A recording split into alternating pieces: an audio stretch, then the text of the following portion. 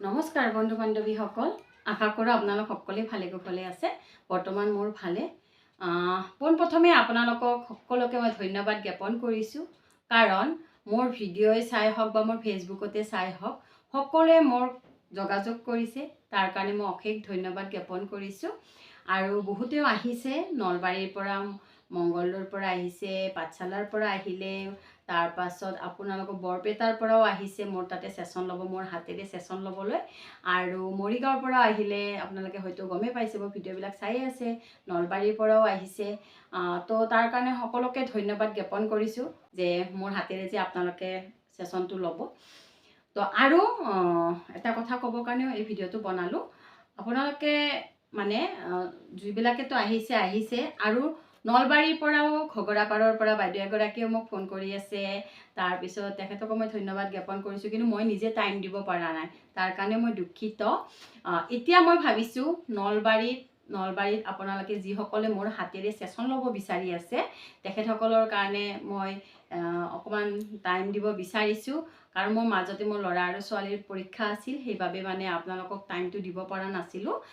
ছেশ্যনটো দিম বুলি ভাবিছিলোঁ মানে, কিন্তু পৰা নাই, টাইমিংটো মই মিলাব পৰা নাছিলোঁ। তাৰ কাৰণে মোক বেয়া নাপাব।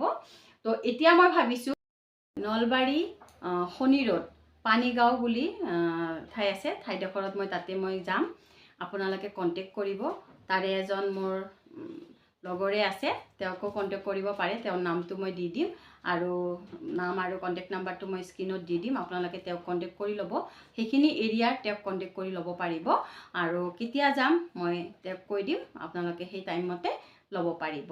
আৰু পাঠশালাতো মই যাম, পাঠশালাতো আপোনালোকক কণ্টেক্ট নাম্বাৰ দি দিম, মোৰ নাম্বাৰটো দি দিম। আপোনালোকে যদি ল'ব বিচাৰি আছে, পাঠশালাৰ পৰা বহুতেও ফোন কৰি আছে, ল'ব বিচাৰিছে, কিন্তু মই টাইমটো দিব পৰা নাছিলোঁ। তাৰ কাৰণেও মই আজি এতিয়া টাইমিংটো মিলাই দিম, কেতিয়ালৈকে মই যাম। আপোনালোকে কণ্টেক্ট কৰিব আৰু মোক হোৱাটছআপ কৰিব, কেতিয়া মানে কোনে কোনে ল'ব বিচাৰিছে তেওঁলোকে কণ্টেক্ট কৰিব মোক, ঠিক আছে। পাঠশালাত যাম, নলবাৰী যাম, নলবাৰী ক'লোৱে আপোনালোকক কোনখিনিত যাম, আৰু পাঠশালাত যাম। তাৰ পাছত আৰু মই যাম বৰপেটাতো আপোনালোকে কণ্টেক্ট কৰিব।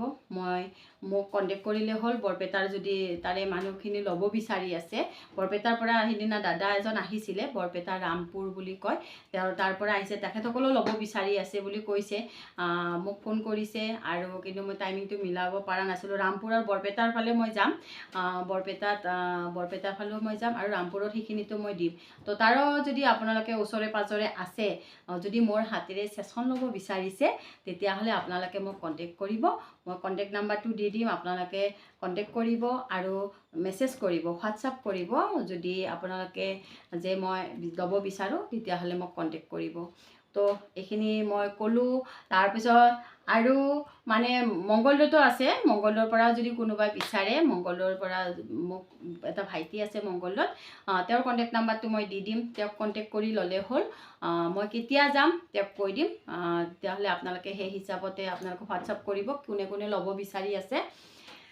আৰু বহুত বহুত ধন্যবাদ জ্ঞাপন কৰিছোঁ, আপোনালোকে যে মোক বিচাৰিছে আৰু ইমান ফোন আহিছে, বহুত বহুত ধন্যবাদ। আৰু ইউনিভাৰ্ছে বিচাৰিছে, আপোনালোকে হয়তো আপোনালোকক সহায় কৰাৰ কাৰণে মোক এইখিনি দিছে ইউনিভাৰ্ছে। তো নিশ্চয় আপোনালোকেও সহায় পাব আৰু চবৰে ভাল হ'ব, কোনো টেনশ্যন নাই। আপোনালোকে মাত্ৰ ছেশ্যন এটা লওক, চবৰে ভাল হ'ব, চবৰে পজিটিভ হ'ব, জীৱন সলনি হ'ব।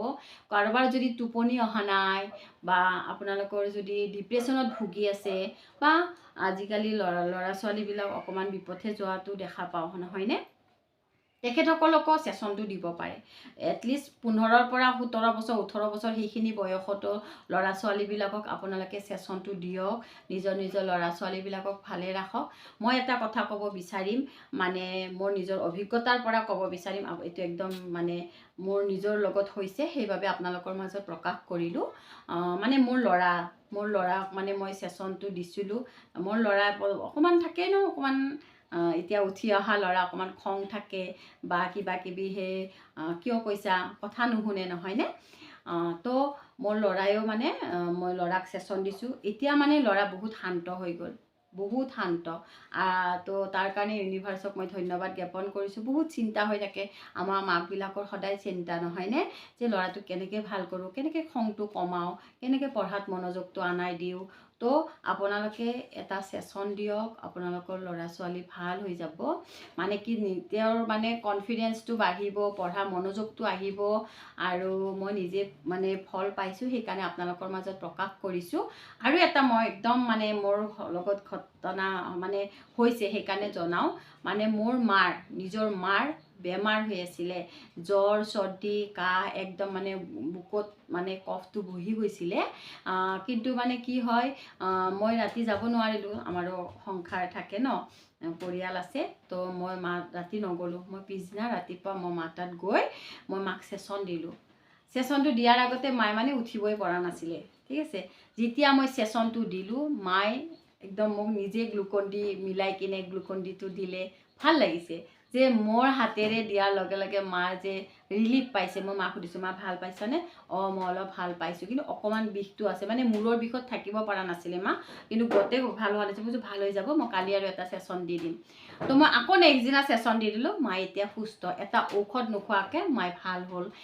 সেইটো বহুত ভাল লাগিছে। মোৰ ভাইটিয়ে ঔষধ আনি দিছিলে, কিন্তু মায়ে ঔষধ নাখালে, যে ঔষধ নোখোৱাকৈও মানে এইটো মানে এনেকুৱা এটা পাৱাৰ, এই বেমাৰ ভাল হৈ গ'ল। মই নিজে মানে কি ক'ম আৰু, বহুত মানে ভাল লাগি আছে, মনটো বহুত ইমান ফূৰ্তি লাগি আছে, ভাল লাগিছে। তাৰোপৰি আকৌ এটা কথা আপোনালোকৰ মাজত প্ৰকাশ কৰিম। সেইদিনা যে মই ৰামপুৰৰ পৰা অহা দাদাজনৰ কথা কৈছিলোঁ, যে আপোনালোকৰ মৰম চেনেহ পাই কিনে বহুত মানে আপ্লুত হৈছোঁ, সেইভাৱে আপোনালোকৰ মাজত প্ৰকাশ কৰোঁ। চবেই মানে ভিডিঅ' কৰিব বেয়া পায় বা ভিডিঅ' দিব বেয়া পায়, মানে নালাগে ভিডিঅ' কৰিব, কিন্তু মানে তেখেতে যিখিনি কৰিছে সেইখিনি মই প্ৰকাশ কৰিবই লাগিব, কাৰণ প্ৰকাশ কৰিলেহে আপোনালোকে গম পাব। আৰু আমি যিটো আমাৰ ভাল লগা মুহূৰ্ত, সেইখিনি আমি যেতিয়া প্ৰকাশ কৰিম, সেইখিনি আৰু বেছি ভাল লগা হৈ যায়। মানে কি হৈছে, সেইদিনা আহিলে তেখেতে মোৰ চেম্বাৰলৈকে আহিলে। আহোঁতেও মানে একদম ঠাণ্ডা, মানে চিপছৰ পৰা কেকৰ পৰা মানে গোটেই ভৰ্তি কৰাইছে, আৰু যাওঁতেও মোক ভাত খুৱাই গৈছে। সেইটো কাৰণে সদায় কৃতজ্ঞ হৈ যাম, মানে আহা একো নহয় মই খুৱাই দিম, মানে কেনেকুৱা মৰম, সেই এটা মানে ৰিলেশ্যনশ্বিপ বনি যায়। তাৰোপৰি সেইদিনা আৰু নিউ গুৱাহাটীৰ পৰা দাদা এজন আহিছিলে, তেখেতেও মানে যিটো ৰেচপন্স পাইছোঁ তেখেতসকলৰ, মানে বস্তুটো দিয়াটোৰ মূল্যটো নহয়, তেখেতসকলৰ যিটো মৰম, যিটো শ্ৰদ্ধা, সেইখিনি পাই কিনে সঁচাই মই আপ্লুত হৈছোঁ। থেংক ইউ ইউনিভাৰ্চ, তুমি যে এইখিনি মোক যোগ্য বুলি ভাবিছা, আৰু ময়ো যে আপোনালোকক কিবা সহায় কৰিব পাৰিছোঁ, তাৰ কাৰণে বহুত বহুত ধন্যবাদ। আৰু যিটো ৰামপুৰৰ দাদা কৈছিলোঁ মই, সেই দাদাজনে সেইদিনা ফোন কৰি কৈছে যে তোমাৰ ছেশ্যনটো লৈ মোৰ মানে বহুত পজিটিভ আহিছে। তেওঁ মানে কিবা এটা পষ্টত মানে আহি গ'ল, মানে পজিশ্যন পাই গ'ল, তেওঁ মানে বহুত সুখী আৰু আহিব বুলি কৈছে।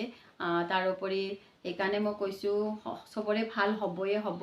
আৰু যিজন মই নিউ গুৱাহাটীৰ পৰা দাদাজনৰ কথাও কৈছিলোঁ, তেওঁৰো মানে বহুত পজিটিভ হৈছে। তেখেতে মানে ডিপ্ৰেশ্যনত বহুত আছিলে, তো সেইদিনা ফোন কৰিছে, মই বহুত ভাল পাইছোঁ, বহুত ৰিলিফ পাইছোঁ।